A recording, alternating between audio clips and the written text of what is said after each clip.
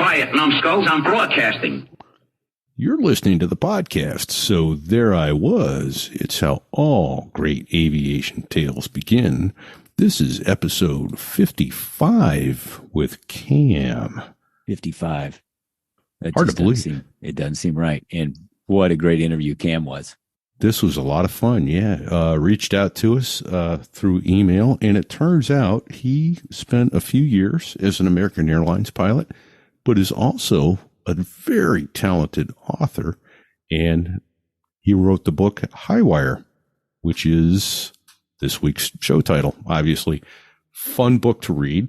Initially published, was it the week after or the week before? I think it was 9/11 because they pulled. Yeah, they pulled it off the shelf. It was way too close to 9/11. It involved a terror plot in airplanes and blackmail and all that kind of stuff, and they kind of pulled it. And so he republished it recently, and I've read it. It was a fun read. Keep you on the edge of your seat. Like, man, the next thing coming down the pike, what is it? And it was good twists and turns, but well written, fun to read. So.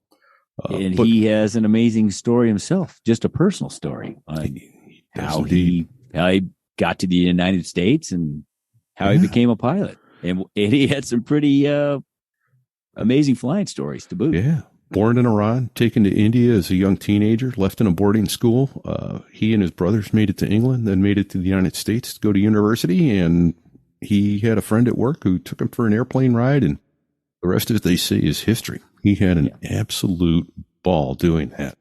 So, one other thing I do want to mention, though, before we get out of the way and go to Kam here, Fig, is our new sponsor, Factor. I mean, is that great or what? We appreciate the support that we are getting from people around the world as this show is getting bigger. People are reaching in and trying to help out. And so we want to spread the word for Factor. We're going to talk more about it later in the show, but I'll tell you right now, go to factormeals.com/SoThereIWas50 and use the code SoThereIWas50. That's SoThereIWas50 to get 50% off your first box. Amazing stuff. That's meals ready in 2 minutes, pre-cooked, but man, this ain't TV dinner stuff. This is gourmet good stuff. And they've got keto and vegan and high protein and all kinds of really, really neat options for you to choose from right now. I'm Yeah, starving right now. I know. So I think the next thing we do, though, is get out of the way and listen to Highwire. We really appreciated that. I'm just kidding. No, I'm not.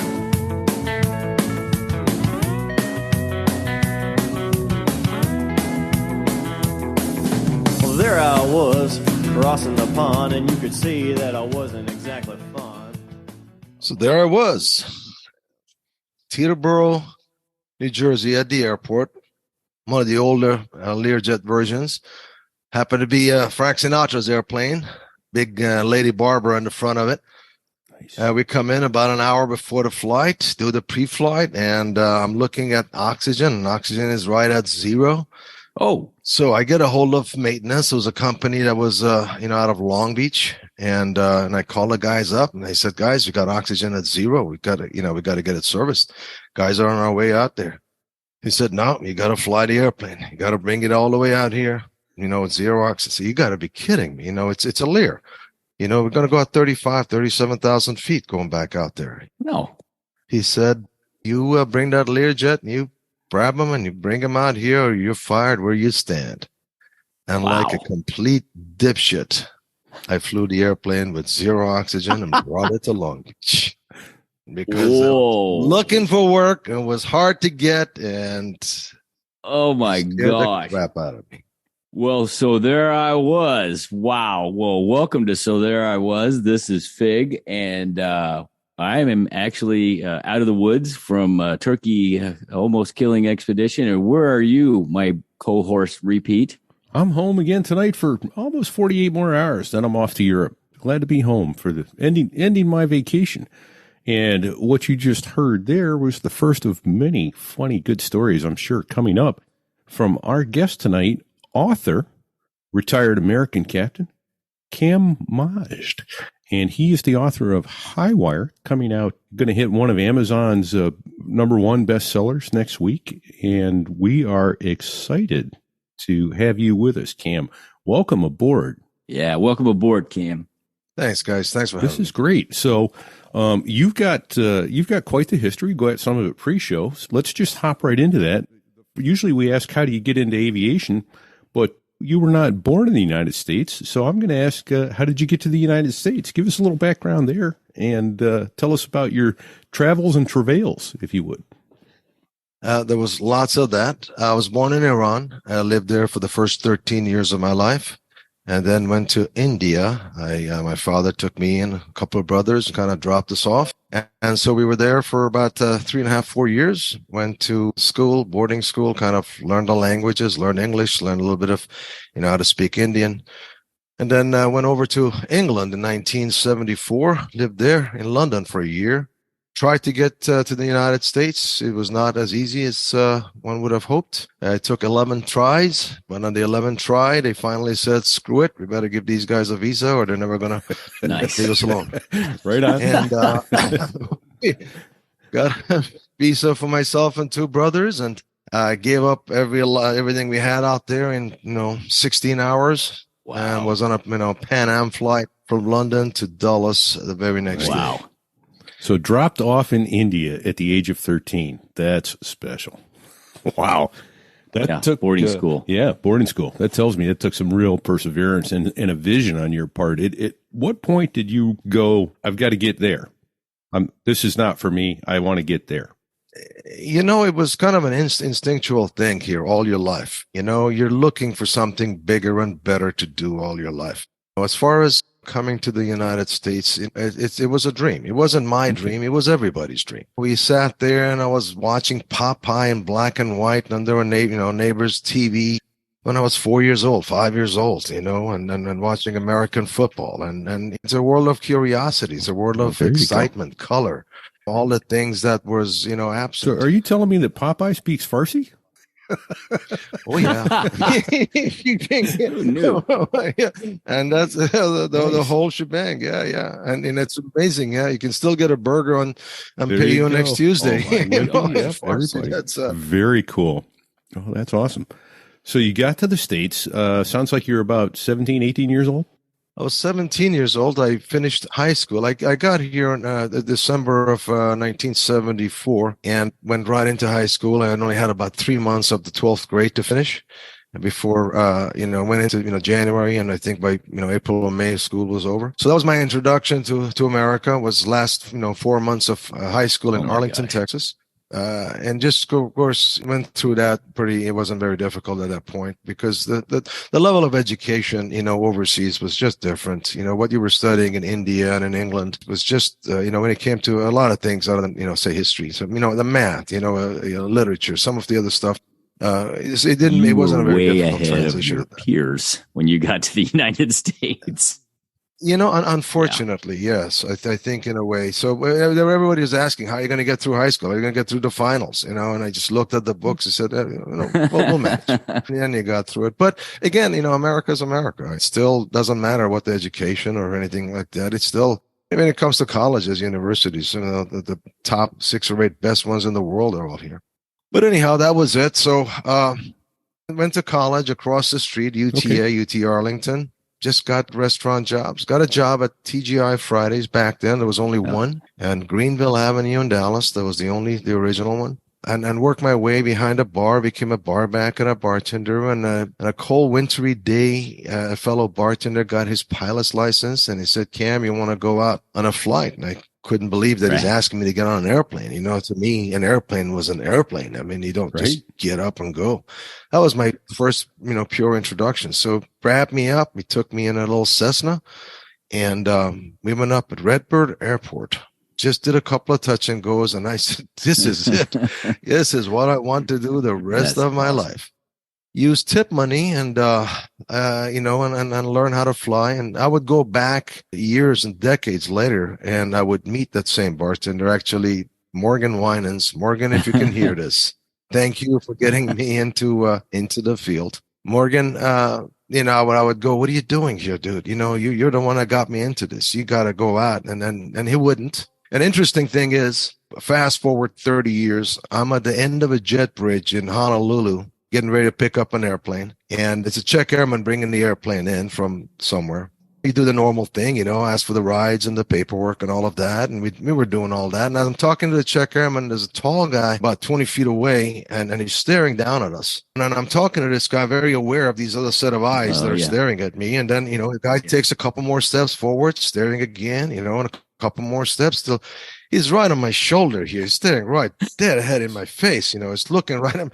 Like, my natural reaction is like, right. I didn't know she was married. I had no, but yeah. Jokes aside. And he says, "You're Kam." Yeah. And it was Morgan Winans. Oh my gosh. He had made it. He had flown for Eagle for, many years and gotten through the system into American Airlines and was just getting his check right. He was only about a year or so from retirement, but he had managed to get it. And it was pretty cool. That's pretty special. awesome. Wow. That's a nice crossing of the T and dotting of the I for that story. That's awesome. So obviously you got bitten hard by the aviation bug, and so that was your focus at that point. It was, and it wasn't the easiest time. This was 1978. Ooh. Is when when I first started. The year I soloed out of Arlington Airport, a place called Cawthron Aviation, I think it was called. It was December or so of 1978. And it wasn't the best time to get into the regulation that just hit in. So good airlines were, Braniff having difficult times. And we all know, what happened to Eastern and Pan Am and the rest of them. Yeah, there you go. So a lot of guys on the road, a lot of guys furloughed. Not the best time to be wanting to get into that. But again, like you guys know, that's what we all have in common, regardless of where we're from. We're all pilots. Bitten by the bug. You just are. And so I just kept learning how to fly. I transferred with Fridays from Dallas to Southern California, and I just used tip money, and I would go to the, I got my private pilot's license out of Torrance Airport. And I would just grab anybody I wanted at Fridays. I wanted to go to Catalina for $5, Palm Springs for $15. So I just divide up the cost of the plane by the number of people, seats there were. Oh, you It was always taker. Yeah. So, I did that because people were going, you got to be kidding me. You take a little Cessna and you put it, right on the deck, 10 feet above the water. You go all the way to Catalina. It's only 20 minutes. Yeah. But it's pretty cool, even though you're only doing maybe 100, 150, 30 miles an hour, whatever it was. You get over there, land, have a buffalo burger and come back. It's an afternoon. And so these guys loved it. So I got some time that way and learned how to fly. Then I taught flight instructions, did that for a while. But even there's a story there, even. The school that I was at, Martin Aviation, they didn't have any openings. There was just too many instructors for the number of people that wanted to learn how to fly. And I was walking out of the school one time, and I saw this guy that's coming in, this foreign-looking guy. I said, "What are you doing here?" He says, "I want to learn how to fly." So, "Where are you from?" He said, "I'm from Iran." I said, "You go in there to those guys, and you tell them you want to learn how to fly, but you need a Farsi-speaking instructor." So I went to Fridays to do my shift that night. There was a phone call that says, "Kam, can you start tomorrow? We got a guy here that wants, Okay, here I come. Hey, man, if you aren't always working your bolt, right? Yeah. Well, right? you did whatever you had to do. That's great. Yeah. That's very cool. Well played, sir. Congratulations. Yes, well played. So you built some time CFIing, and then Well, yeah. So I was doing both jobs. I was tending bar at night and doing CFI stuff, CFI, double I, MEI, AGI, every I that I could come up with. Then at nighttime, I was tending bar, and of course TGI Fridays, was the place to go back to. And a lot of pilots would come through there. A lot of furloughed pilots, a lot of Air Cal guys that were, had private pilot jobs. And of course, once they were pilots, they didn't much pay for drinks for a lot of times. I'm not supposed to say that, but what are they going to do? Fire me? And so made some contacts. And these guys, they needed a warm body in their planes once in a while. They would just say, "Hey, Kam, I'm doing a test flight. I'm going from here to whatever. Do you want to come? And I just jump on and got some time that way, King Ears, Lears, whatever. And then just kind of went around the country wherever I could get a job.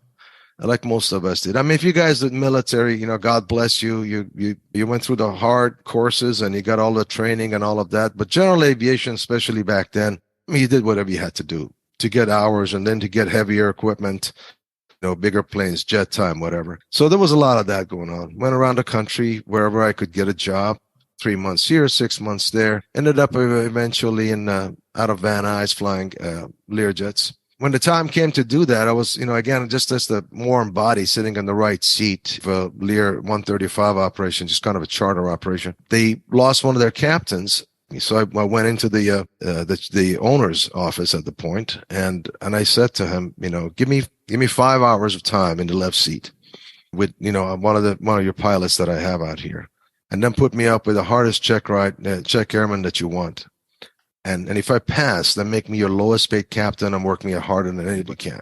And if I don't, then don't worry about it. Either I'll pay for those 5 hours out of my paycheck. So you don't have to worry about it. So I'm talking to the owner. He's across the table. He's listening, but the director of ops is sitting to my left. And I can just see his head is just shaking the whole time. He's shaking like that. And I'm just trying to tell him, shut right? Don't shake your head. I'm not done talking.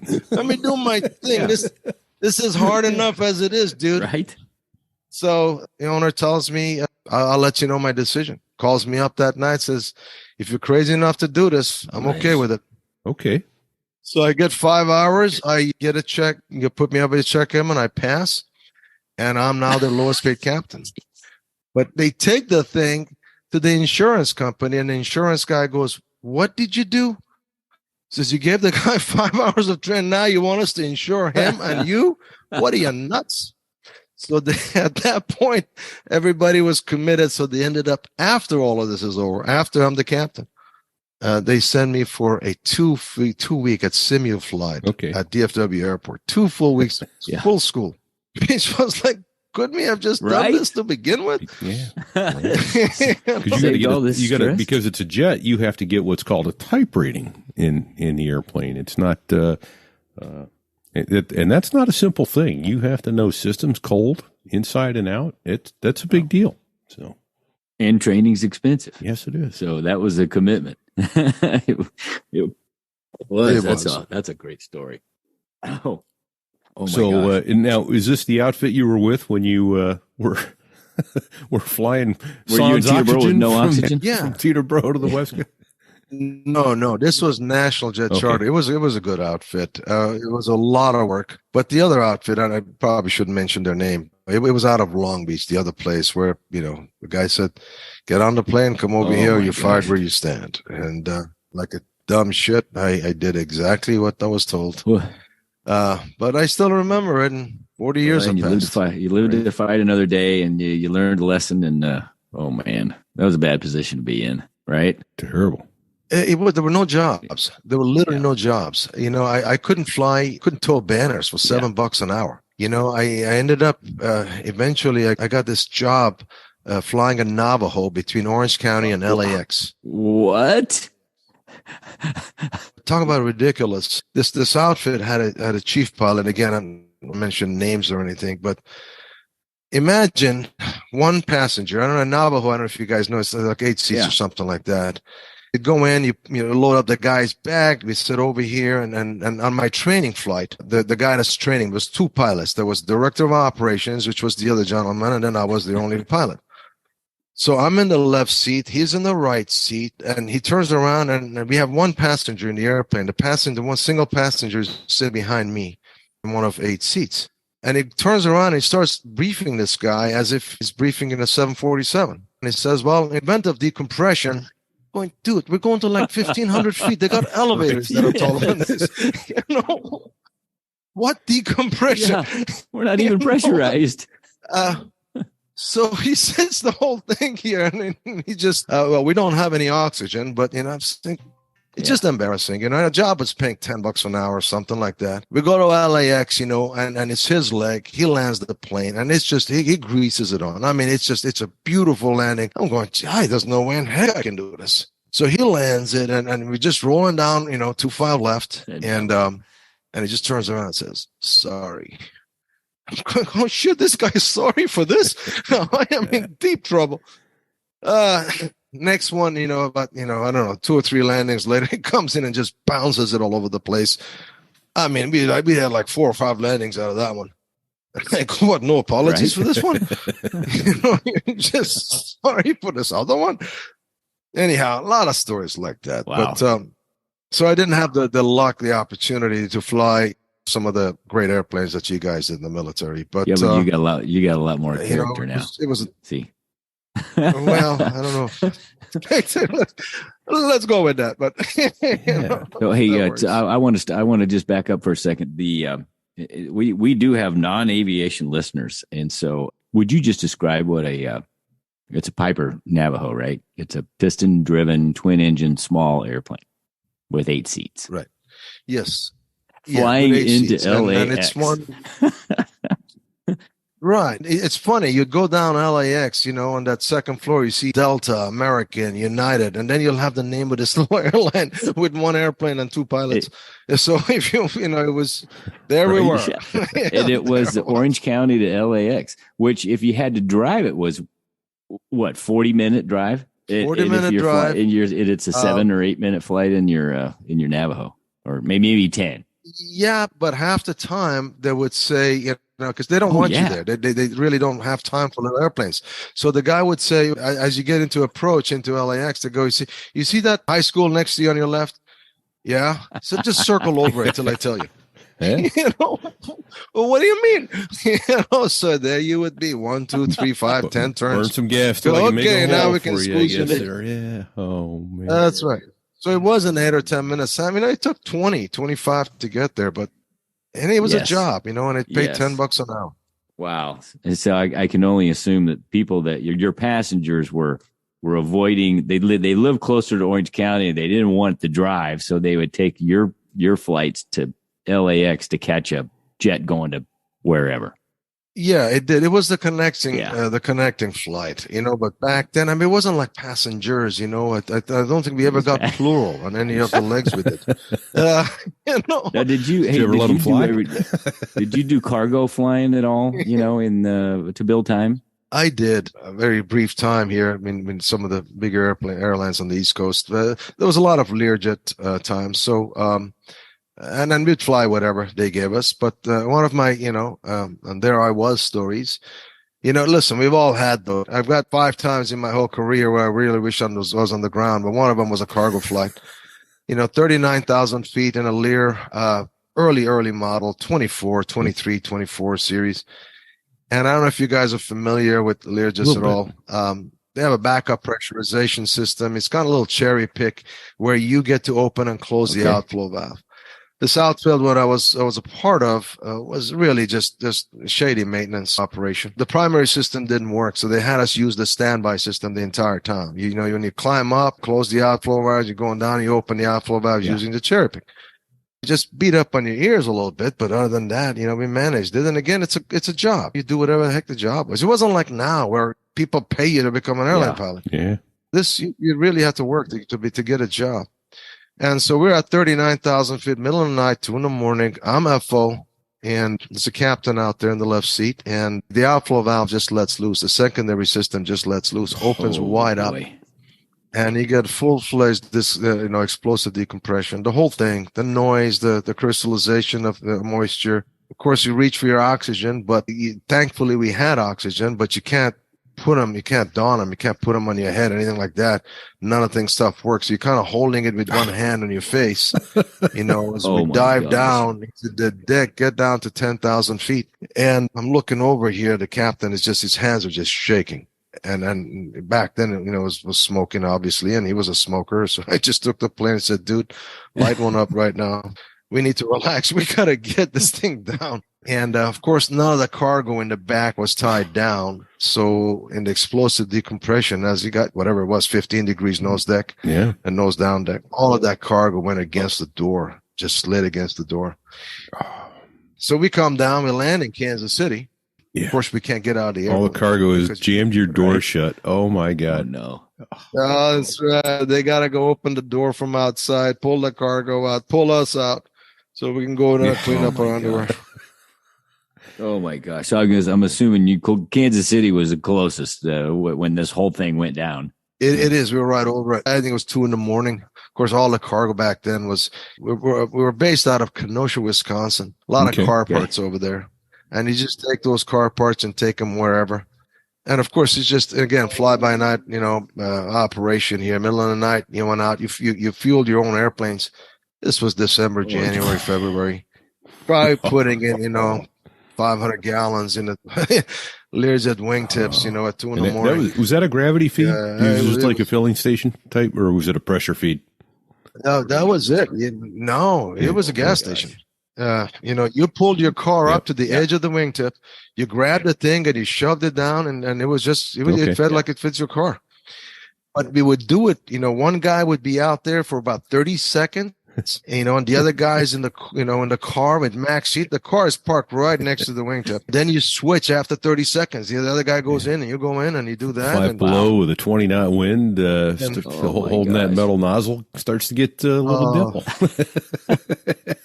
It doesn't matter how many layers of clothing you wore. It was just cut right through. You went right through that stuff. Especially a Southern California boy over here. Oh yeah. Oh, that is terrible. So let me ask this: how did you wind up getting out of the flight deck of that thing? There weren't any windows on that thing you could get out through, were there? No. We waited. We pulled into the local FBO, and when we on the radio, we told them we can't get out. I mean, as embarrassed as we are, we can't get out. So they came in. They opened the door from outside. They pulled all of the cargo out. They got us in. We all shook our heads. We're just embarrassed and scared and everything else going, really? I mean, you're making me fly with a standby system for days on end. And again, back then, it wasn't like you could say, screw you, I'm out of here. I'll go to the union. Right. That stuff. You said, yes, sir, because there was 6 other guys waiting for the job. You had that job and you were glad to have it. Yeah. Yeah. And fortunately, there was someone on the ramp that night that knew how to open the door of a Lear. I mean, that's... Yes, it worked out. The gods were with us. Yeah, I guess lacking that, they would have had to call crash crew or something like that over. There was a lot of that stuff. Listen, you guys, you're both military. You've had, I'm sure, your own stories, which were going to be hair raising as hell. So we all have our stories, but again, in the general aviation world, especially back then. I mean, today it's different. You're going to get a job with people that are going to have to treat you well, because if they don't, you'll go get a job somewhere else. It's a different time right now. Right. This is unprecedented times really right now.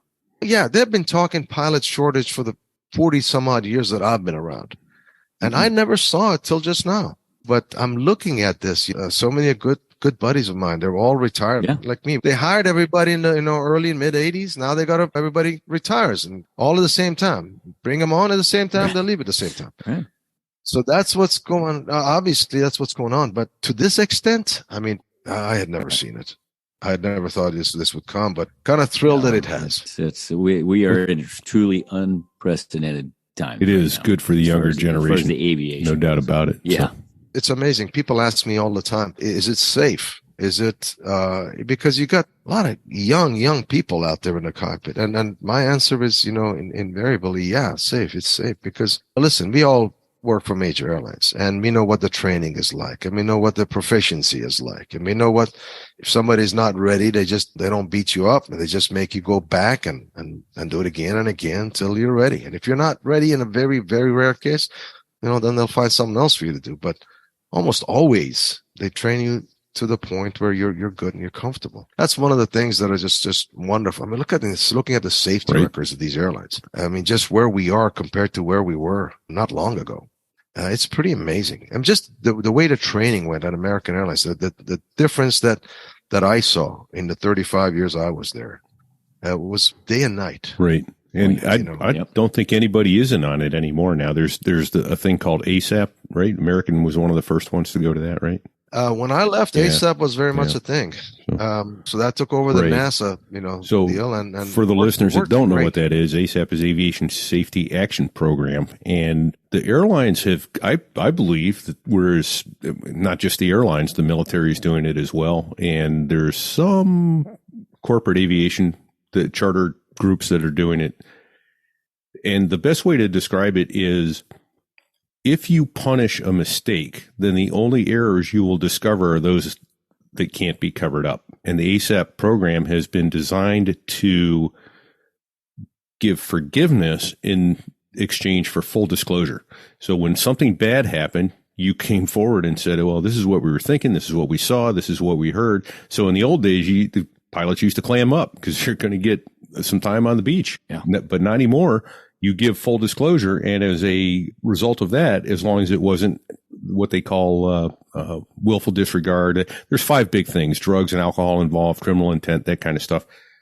But as long as it was an honest mistake and it was something like at-risk behavior. Now, there may be additional training so that you don't do it again, but there isn't punishment on your ticket and your ability to earn a living. And so they've been able to discover all these problems that have been hidden for years. So I'll relinquish my soapbox now. That was a very good explanation, my friend. Very well done. Well done. Yeah, it really was. But, listen, it's a wonderful, wonderful program. And if anybody's not sure how wonderful, it's one of the very few things that the company and the unions agree on. Yeah.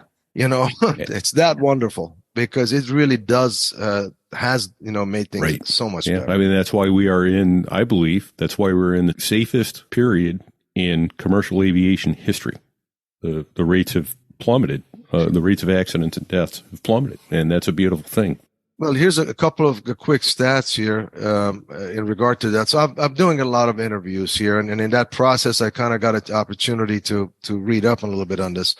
You've always heard that flying is safer than driving cars, but nobody that I know of has really put stats to it. So I looked it up.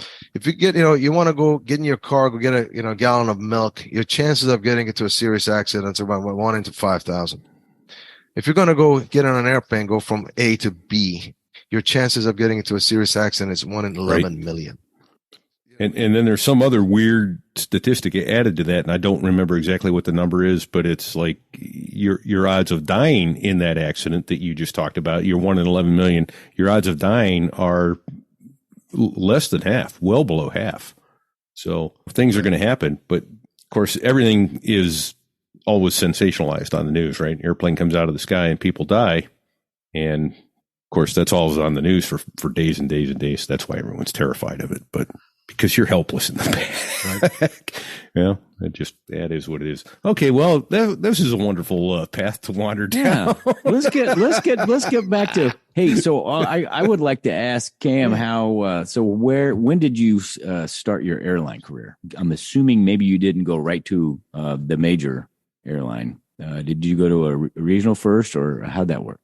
No, I didn't. So it was again, I started off with flight instruction and just worked my way around the country. We went to Dallas. I flew King Airs in the right seat and in the left seat, and some Learjets in the right seat. I went to Kenosha, Wisconsin, did some Lear flying, and then ended up in Van Nuys Airport, where the story that I was telling you ended up in the left seat of old Lears. And then the airline started to call. Okay. So I got a job. I got interviews with United. And then I started, doing some of that. I got a job with Continental, but back then Continental had just finished, all of their. They were going through a lot of turmoil.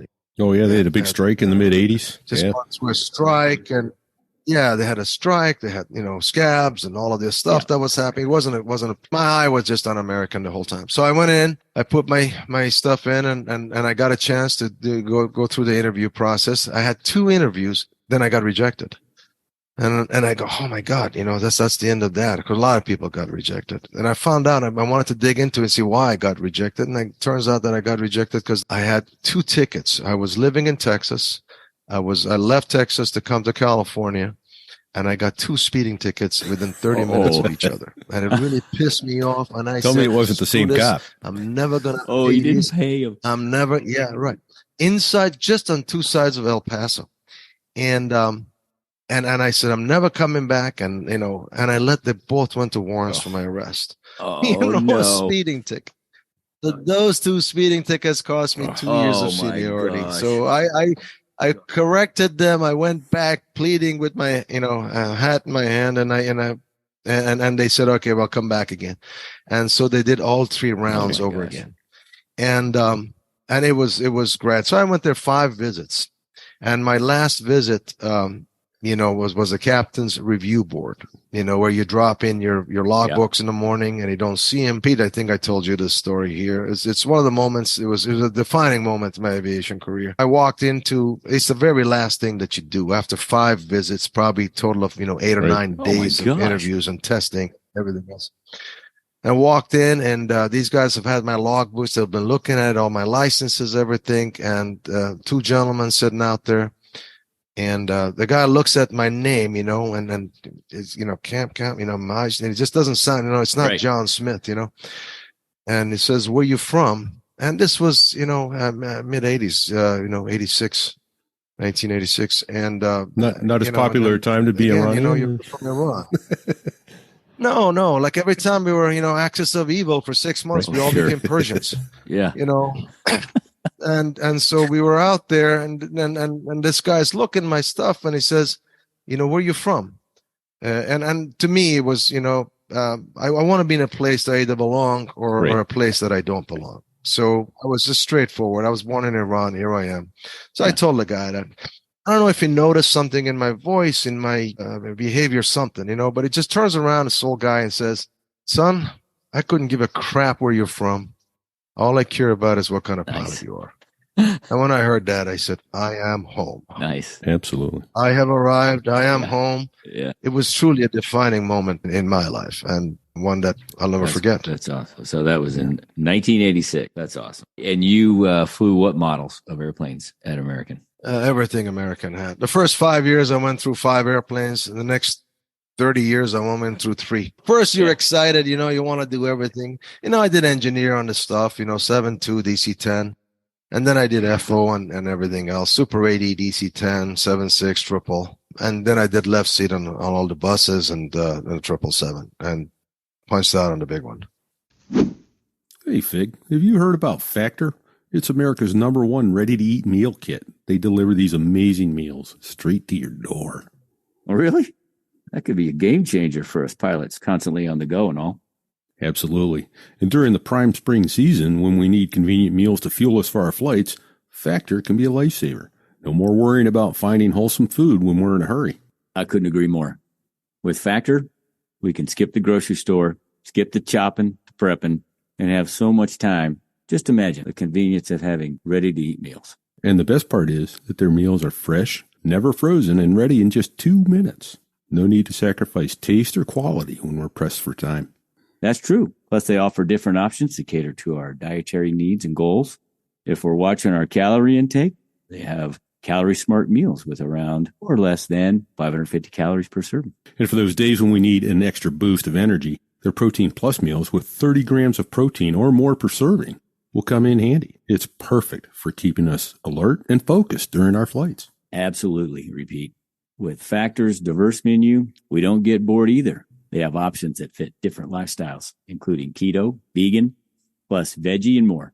It's like having a personal chef. Don't forget the add-ons. We can supplement our meals with breakfast items like their delicious apple cinnamon pancakes, or replenish our snack supply with their assortment of 45 plus options. That sounds like a dream come true. Not only is Factor a convenient choice, but it's also a sustainable one. They offset their delivery emissions, source renewable electricity, and even offer sustainably sourced seafood in their meals. Oh, that's fantastic to hear. So let's head to factormeals.com/SoThereIWas50 and use the code SoThereIWas50 to get 50% off our first box. It's time for us to enjoy delicious meals without the hassle. I'm with you, repeat. Code SoThereIWas50 at factormeals.com/SoThereIWas50 for 50% off your first box. Let's savor every bite and keep soaring through the skies with full bellies. Cheers to that, Fig. Here's to fueling up, saving time, and conquering the skies with Factor by our side. Fig, have you heard of the NosillaCast podcast? No. What is that? Sounds like a show for nosy chinchillas or something. No, it's a technology geek podcast with an ever so slight Apple bias. But don't worry, they don't only talk about Apple products. Whew, that's good. Well, what's so special about this podcast? First of all, it's been running every week for nearly 18 years without missing a single episode. That's longer than most marriages last these days. Wow, that's impressive. I can barely commit to a gym membership for 18 weeks, let alone 18 years. Right? Well, the host, Allison Sheridan, provides excellent reviews for the tech she's actually using. But be warned, she's going to cost you money with her recommendations if you follow them. Oh, great. Just what I need. Another reason to drain my bank account. There you go. But it's worth it. She reviews hardware and software that she's actually using. And she teaches how to use the Mac, the iPhone, the iPad in a segment called Tiny Tips. But she also wanders into other tech, like teaching the audience about solar and solar batteries and how she's using the Tesla full self-driving beta right now. And let's not forget about Bart Bouchatz, the security specialist who joins her every other week to talk about the latest security news and what you can do to protect yourself from various scams and hacks that are attacking your computers. Well, sounds like they got it all covered. I'll have to check that out. They definitely do. And you can find it at podfeet.com or wherever you listen to podcasts. Who knows? Maybe you'll become a tech geek like Allison and Bart. All right. What was your favorite girlfriend? Because mine's the 777. I was going to say, damn, you knew about her? Well, you landed in Kansas City, so it's everybody. I love your sense of humor, man. Everybody's. I really do. I was ready with my so there I was thing here, but we can come back. Yeah, everybody's just that I know of is a 777. I mean, it's the queen. It is just beyond wonderful. It took me a while to understand what an Airbus is, and why they don't have a yoke. But by the time I was on that for 7 years, and I kind of start to enjoy it towards the end. Especially when the Neos came out, and I was doing a lot of Hawaii flying with that. So I start to like that, but it's no 777. There's nothing that I always said, Airbus wants to grow up and be a 777 because it had a lot of the systems that were, somewhat similar. But so there I was thing here, just how open can we talk on this? You're good. We are here for all the stories you've got. Well, believe me, you don't have the time here for all the stories I got. We're going to grow old together to get to that point. But I will, but I just so I don't, I was thinking about it just as thing was going on. So there I was, first year flight engineer, doing my thing on a DC-10, first guy on the plane. I'm in the cockpit, running around and trying to be, as conscientious as I can to do a good job. Flight attendant walks in, and she's one of the older ladies. I'm going to say she was late 60s, maybe 70s back then. I'm at, late 20s, maybe 30 years old. And she walks up to me and she puts out her hand just like that and says, "You know why you can't masturbate with this hand?" No, I don't know why. She says, "Because it's mine." And she walked away. I'm like, oh my God, what have I done? What kind of place is this? Oh my God.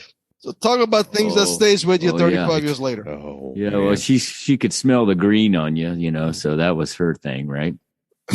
Harass the new guys. Oh yeah. Yeah. We've all had that, right? Flight attendants, first flight, you have them run all the way down with a bag of, trash bag. And air sample. You gotta get an air sample. Air sample. Been there, done that. Turning the seatbelt sign on, and in the middle of it, as they start making the announcement, you turn it off. Ding. Captain has never mind. Testing the switch.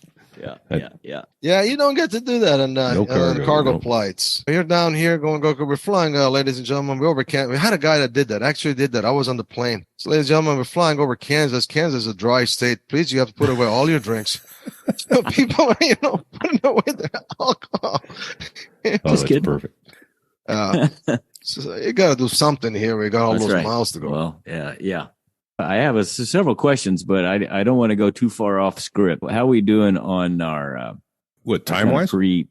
Yeah, we're a little over 40 minutes in. Just in round numbers, how many flying hours did you end up retiring with from United Airlines? I'm sorry, from American Airlines. That was a Freudian slip.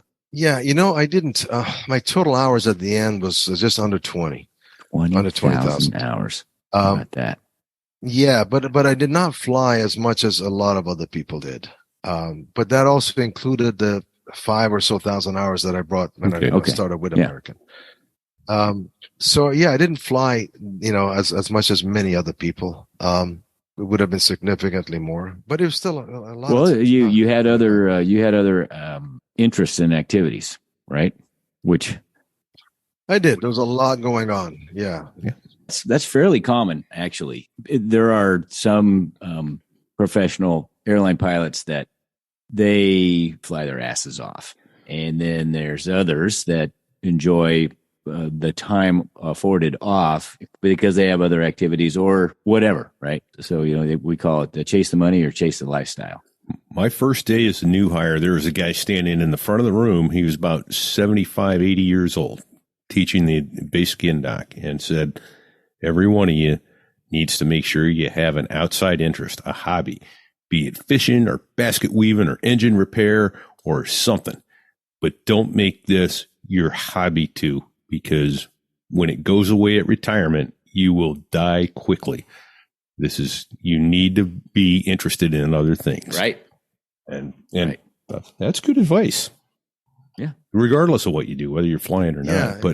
But you obviously had interest in writing. We'll segue into that in a little bit. I think it's a little early to do that yet. I want to hear more about your book as we get there, but I think you've got a couple other fun stories in the cockpit. Let's go there. What's the funniest thing you saw, the scariest thing you saw over those years? And it doesn't have to be in the American cockpit. Again, 5 incidents in 44 years. Mentioned one of them. Another one was, again, flight engineer on a DC-10, leaving Chicago right at dusk. 3-2 left, the T1 back then, whatever numbers have changed now. 6 or 8 years earlier, American had lost another DC-10 there when an engine left, the number one engine left the plane. And so we're going down the runway. We're past V1. And for those who don't know what V1 is, this is kind of a go, no go speed. You can't reject because you don't have enough runway to stop. I'm the FE, Captain Win Evans in the left seat. The number 2 engine just blows up. Literally blows up. One of the N1 blades, titanium blades just gave out and it went right through the engine. So we are committed to lifting off. The airplane is just shaking and shuddering and, bells and horns and whistles. Wind did a great job, slowly took us up in the air. And of course, the interphone's ringing. Immediately, the tower is telling us there's 50 feet of flame shooting out of number 2. And I'm getting calls from the interphone. They're saying that the wings are on fire. I'm saying, what the hell? How then the wings are on fire? So they're seeing the reflection of the fire on the wings in the dusk. Dusk light and think that the wings are on fire. So crazy stuff. Forget all the systems. We lifted the gear, I think, out of 5,000 feet. Raised the gear. There's stuff going on. Worked our way. A lot was going on. We worked our way over the lake, dumped the fuel, came back, landed in a sea of flashing lights, and then taxied right into the gate. Passengers all got off. We were the last ones to leave. We walked out and, everybody was clapping and applauding and all of this other stuff. Fast forward 2 hours, us and all of our passengers are getting on the last DC-10 going home. And so we are now passengers working our way back into the coach section. I'm the last one to get on the plane. And again, everybody is looking. They want to talk to you. They want to shake your hand. Everybody's helping me with my bag, trying to find the place for it. And you can't do anything wrong, right? I take a seat, I sit down. And then I'm talking to people and I'm occupied, but the airplane isn't going anywhere. So I'm looking, oh shit, why is it not? 15 minutes fast forward, there's a guy coming up here on the front of the plane and he, there's a, and he looks up at his ticket, his boarding pass, and he looks up at the seat numbers, takes another 2 or 3 steps, looks at his boarding pass and his seat numbers. He does this 4 or 5 times till he gets to my seat and looks down at his boarding pass, the seat, and then up and down 2, 3 times. Shit, they sold my seat.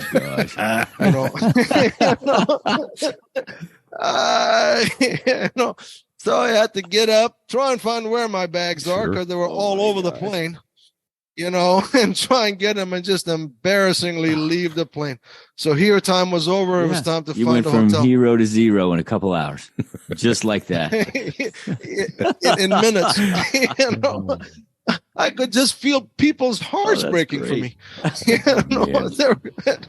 gotta go. They got kicked off the plane. That's crazy. That is crazy. And that guy that took your seat is lucky he wasn't lynched by the crowd. Hey, he's a great guy. You aren't taking him off.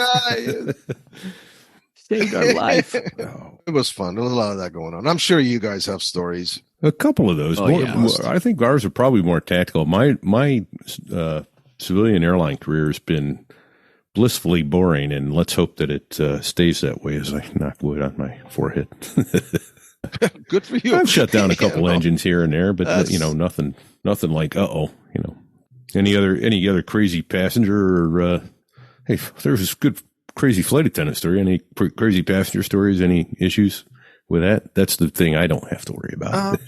Yeah, a few. Nothing that was crazy. I mean, we've had guys light up. We've had celebrities light up. In one particular case, I don't want to mention a name. It was a she, and lit up in the bathroom. And of course, you get all these fire warnings and stuff. You go back in, and she does it a second time. You say, "Well, listen, you can't do this."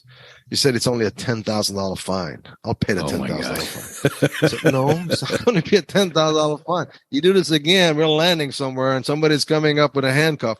So that was that. But we had a couple of guys. We had another guy lit up in the in the cabin, and did it a second time. Of course, we had our conversations, and he stopped. And this was a Honolulu trip. Landed over there, and I asked to. I said, I want to speak with this guy, see, what it is. And he came up, and he wasn't doing well. It was a lot of mental issues and some other things. And you could tell that pretty quickly. So just trying to find a way to make things as easy for him as possible that time. I looked at the medication he was taking and kind of helped him along the way, but nothing that was frightening, scary. Good. I've been lucky with that. Yeah, we like that. Yeah, that's the last thing you need, right?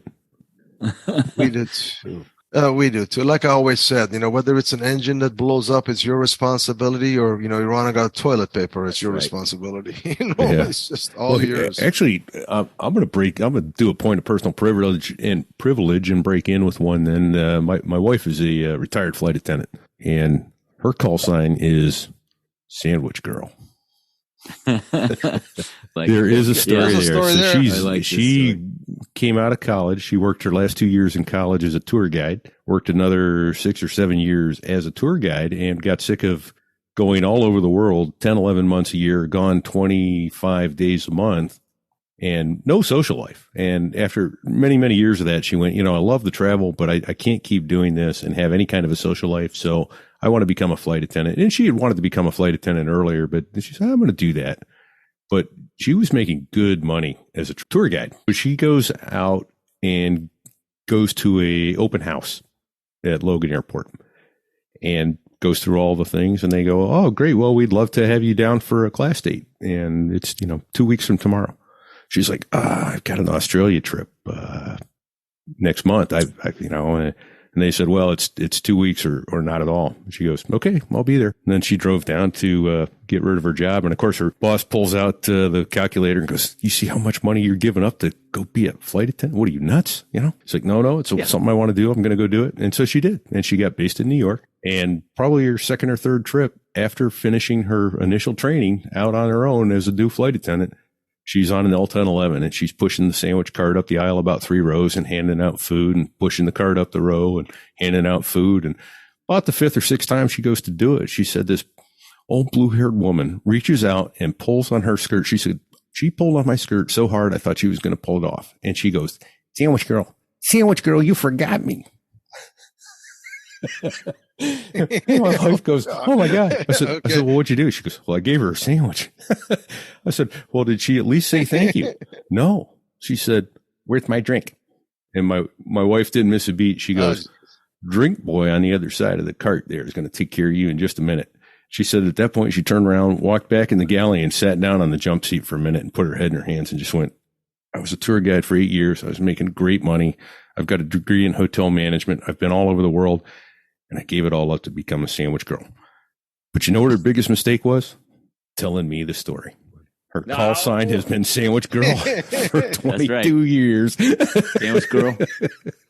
It's if you're doing cargo, you obviously you have been around this. They're there for safety and security, and I know all of that. Yes, they are. Yeah. And you just hate to see that. Hate to see what how some of them were treated and the way that was. That was one of those things that we really had no patience for. You just couldn't do it. And I had a number of occasions where where something would go wrong, either, with an employee or a customer or a passenger or something. Just no tolerance for that. Right. I mean, yeah, they are trained. They are certificated airmen. They have FAA certificates. They operate equipment. They are there for a reason, to save your damn life when things go to crap. So, hey, I just had a flash. So something one of you guys just said. I'm going to tell this quick story. I was flying the 757 at the time, and they board at door 2 left, not door 1 left. So you have to walk through first class back and forth if you're going to go out and do the walk around. Well, I was going to go do the walk around. And as I'm coming back, they had already started boarding. And of course, they board first class first. So I'm making my way through first class while these people are boarding. And there was a celebrity and his family on board. I think they let him down first because they were like, I'm not going to say names, but you'll know who this is. He's a chef or something. And he got famous by doing this show. He's got spiky white hair, right? Spiky blonde hair. Anyway, I'm on my way back to the cockpit, and his wife with this giant bouffant, hairdo says, "Oh, excuse me, can you put my bag up here?" And I went, "Sure." I'm standing there. Why not? I pick it up, put it in there, and she goes, "Now, I would like a rum and Coke. He would like," and then they had their kids. I'm like, you know what? I'm going to send the purser back here and make sure you get taken care of because I got to go get your airplane ready to go. Oh, okay. You're wearing polyester. You got a tie. Everybody looks alike, right? That's right. A lot of it is innocent mistake, but there is, you're hearing more and more about stuff that is not. Just, I have never seen abuse like this or violence or anything, stuff that you're hearing on radio. I mean, on radio. Oh, yeah. That you're reading about all the time here. I've never seen. So these flight attendants, they deserve never do much their more. job. No, I could never. I couldn't either. There's a reason they don't arm the flight attendants. Just saying. Right. No, we depended on them. I mean, if there was something wrong, whether it was passengers or equipment or anything that was out there, I know you need them. You need to be completely and utterly depend on them. Such an integral part. Well, and you can't go. You can't go if you don't have them. I mean, you have to have the right amount depending on how many seats you got. So it's because they're there specifically to get people off an airplane in an emergency. Really, exactly. Right? So where did you come up then? Let's move into it and say, where did you come up with the plot for your book? And let me preface this for a little bit. I was saying this pre-show before we went live. I'm probably 2/3 to 3/4 of the way through the book now. It is a great read. It's called Highwire by Kam Majd. I'm telling you, go to Amazon, get yourself a copy.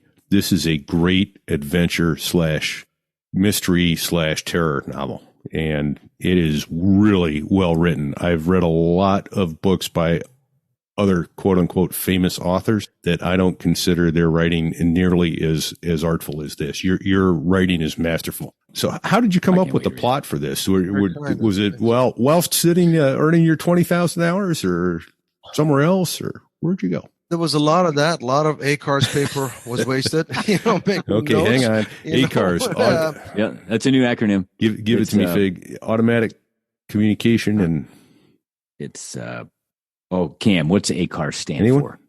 Help me. It's the printer. Yes, ACARS. It's how we text back and forth with dispatch and sometimes ATC. Yep. And you can print. You can print. Get your weather forecast at your destination. You can just print. You can just forward the paper if you need some scratch paper to write on. Yeah. Which is, I think that's what Cam was going to. with that. But yeah, okay. I'm sorry about that. I interrupted your flow there. So. Sorry. Yeah. No, not at all. I should have mentioned that. But anyhow, so it's all about fly-by-wire. When I first learned and understood the systems of fly-by-wire, and how it works, it was pretty amazing to me. Safe it is, how light it is, how. So I'm going to ask you to define fly-by-wire. In aviation, the flight controls, the original planes, all the way back to 1902. I mean, it was pulleys and cables. Pull the yoke and you moved it around, and something pull something, and the ailerons, the rudders, or whatever moved, and the airplane moved through the air like a fish moves through water. Well, as airplanes became bigger, then obviously the pulleys and cables no longer worked, and now came hydraulic system, special fluid under extreme high pressure, 3,000 pounds per square inch, moving through some complicated piping to move those same the same flight controls. But again, maintenance on this was difficult. They were very heavy. And so came, fly-by-wire, where, it's essentially you're doing the same thing as you're still turning flight controls, but you're doing them through wires and computers and a series of small motors. So in a nutshell, even though we still have the yoke, we still, 777 has a yoke. These airplanes all have yokes, Airbuses. And you're still turning a yoke, you're pulling, you're pushing. Really, all you're doing is typing on a keyboard. And it is that keyboard, even the feel, what you feel here is artificial. Something, machines that are created to make you feel as if you're doing something when all you are doing is typing on a keyboard. So when I saw this and I learned about the system, and, and it's so safe and it's so solid, but it's designed to be safe and solid based on some kind of failure, electrical failure, mechanical failure of some kind. But they're computers, and computers only do what you tell them to do. So in my world, I said, what if somebody tells this computer to do the wrong thing and it doesn't understand it? Just like a virus that you get on your own personal computer, on your phone or something else. What if a virus is created that tells this computer that the information you're getting is right when it is not right? So I brought in an engineer from Airbus, one from Boeing. I sat them down in a Mexican restaurant with chips and salsa in the middle and a tape recorder going, and I ran the scenario by them. And this is what they told me. I don't know how practical this is, but if I were you, I would send a copy to both Boeing and Airbus's security departments. Wow. Which I immediately did. I immediately put a copy on there. And I FedEx it to both security departments saying, dude, I'm an airline pilot. I'm writing this. I was told to do that. Yeah. So here you have it. It is the same. Like I'm writing the next story about Afghanistan, and my sources are people on the ground in Afghanistan. And one of them is a reporter. And she said, every phone call you start to my satellite phone, you started with, this is, a book. This is research for a book. Because some guy sitting on in a cubicle somewhere in DC, constipated with a cup of coffee, in their hand or a jar, and they're listening to a conversation. You make damn sure that everybody knows. So that's how I start all those conversations. Same way with this. A lot of research, real actual research, and that's what it was. And it's not got the 737 Maxes. Fig, you can talk about that a lot more than I can. The whole, is it MCAS system? Well, it's software. It's maybe not a system. It's software. It's software. It's a computer telling this guy that this airplane is about to stall and pushing the nose down where you want the nose up. And it did that all the way to the ground. Look at that Air France Airbus. What was that, 15 years ago when on an air show in Paris, just goes right into the trees. So this does happen. The idea that airplanes and computers will do things that they should not do is not as uncommon as it sounds. So in my world, I created that. What if the information these computers are getting is, they feel that it is legitimate? They're still machines. They're still systems. And then what happens? So through research, I created that. And after that, it was okay. If I have the story, now, who's going to tell the story? And in my world, the story was always going to be a male, cockpit. It was going to be a pilot, a man. And, of course, as you both well know, 15, 20, 30 years ago, a long time ago, in the cockpit, we had this, little tradition. There was always Playboy pictures sitting in nooks and crannies in the cockpits. You got in there, you looked at them. And hold on a second, Cam. I don't know what kind of place you were. I've never heard this before ever. Listen, that is not all black hair I'm looking at. Oh my God. Well, in theory. Okay, go ahead. I'm sorry to interrupt.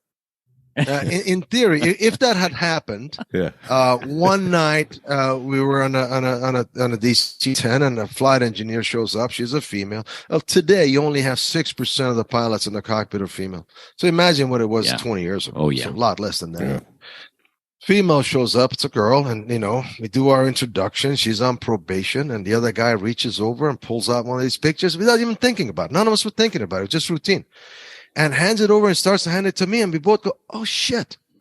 And we both realize, and she's seen it, of course, by now, and she's gracious and she's wonderful about it, and we look at it, and of course, quickly, we fold it and put it away, back where it was for the next guy.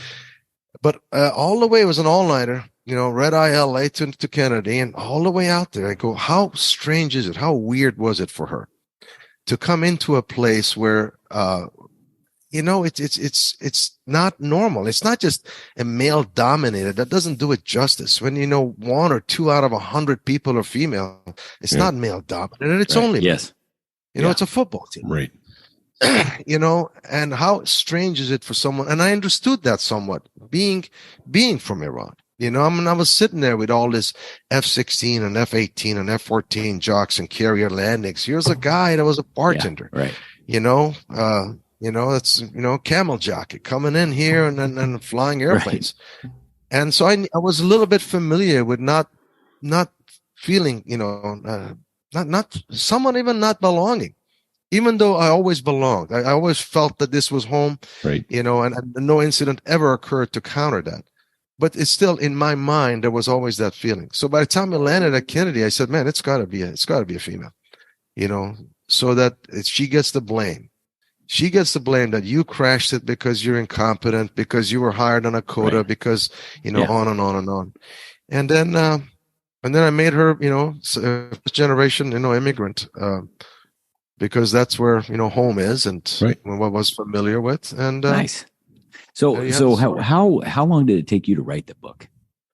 This book took 6 months, but I've had, books that have taken 10 years, Well, so let me back up and let's ask you. So how did you get started writing, and what was your driving force to write a story? I'm never much of a reader, and to my embarrassment, and it's not something that I gloat about, but it is true. It's just the way it is. I have not read many books in my life, but I did read the Firm. Oh yeah. So one of those long all-nighters, The Firm by John Grisham, and I got through it, and I didn't have to get through it. It was easy to get through. Mm-hmm.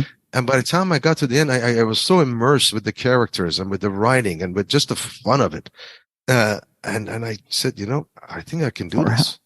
So I went and bought a novel. It's a little novelette, it's How to Write a Damn Good Novel. It says it's only 100 pages or something. And I managed to get through that, and I just came home and typed in chapter 1 in Microsoft Word. That's awesome. You know how many writers would kill to hear that? Right. Right. They're like, damn you, Kam!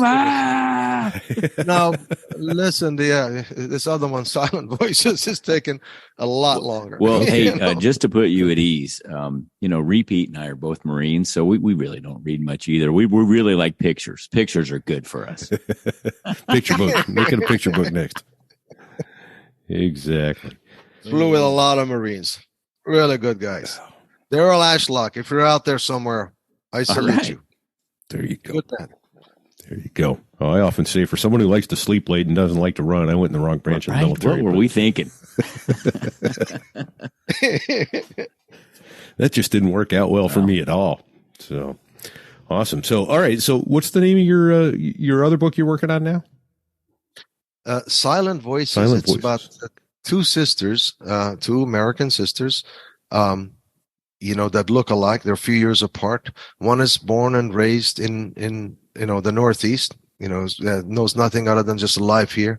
And the other one was lost at birth, and she is, in Afghanistan, and she thinks she's an Afghan girl, raised in her mother was a journalist. So at birth, an event took place and she was separated. And, so she's raised, even though she's, blonde hair, blue eyes, light skin, she feels like she's cursed with all of that. She doesn't understand it. She's complete Afghan. She's having to dye her hair with henna so she doesn't attract any more unwanted attention that she's already getting. Wow.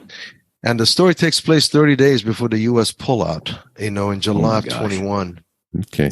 And they learn about each other, and then they have to find each other while they're fighting forces that are not, that are not kind to them.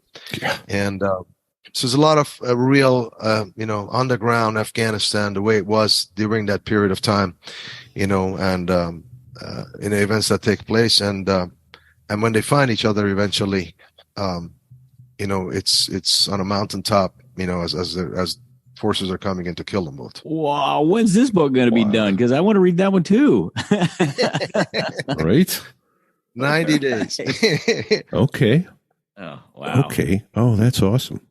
And how did you? They're not self-published? I don't believe. Are they?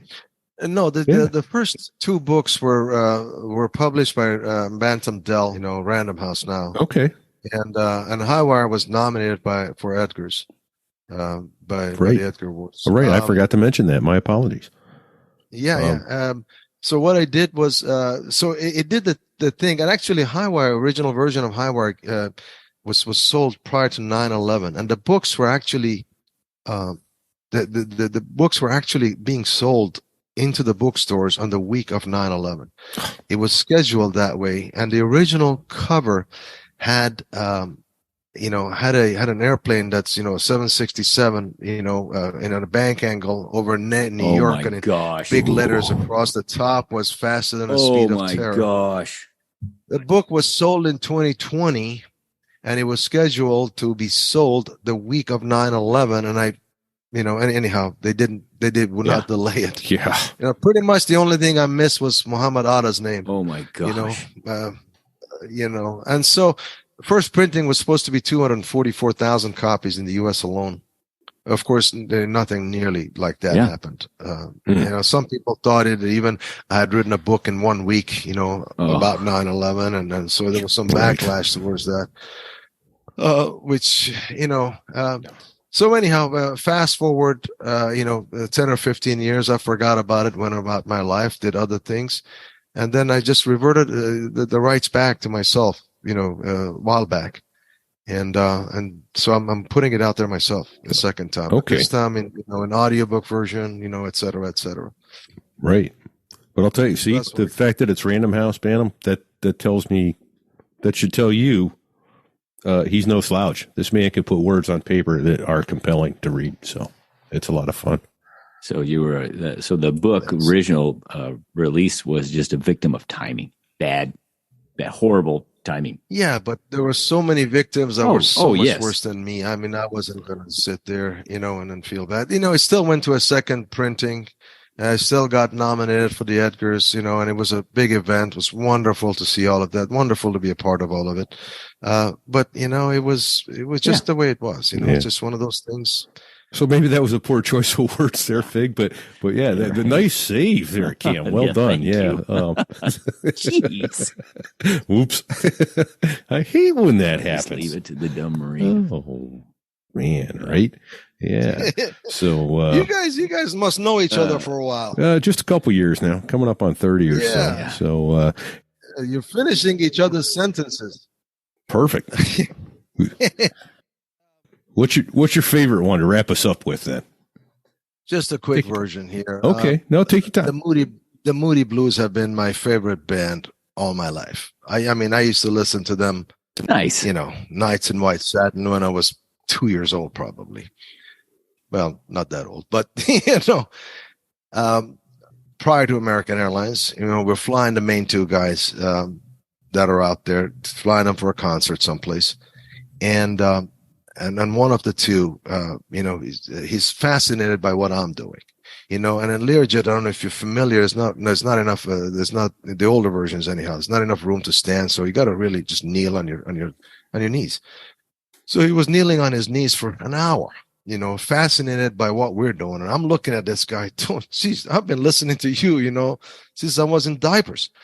And I'm fascinated by him, his fascinated. So anyhow, we land, we go wherever we're going. And I'm just dying to go to this concert. But I mean, how do you do that? How do you tell the guy, A, I can't afford your ticket. B, how do you even get your ticket?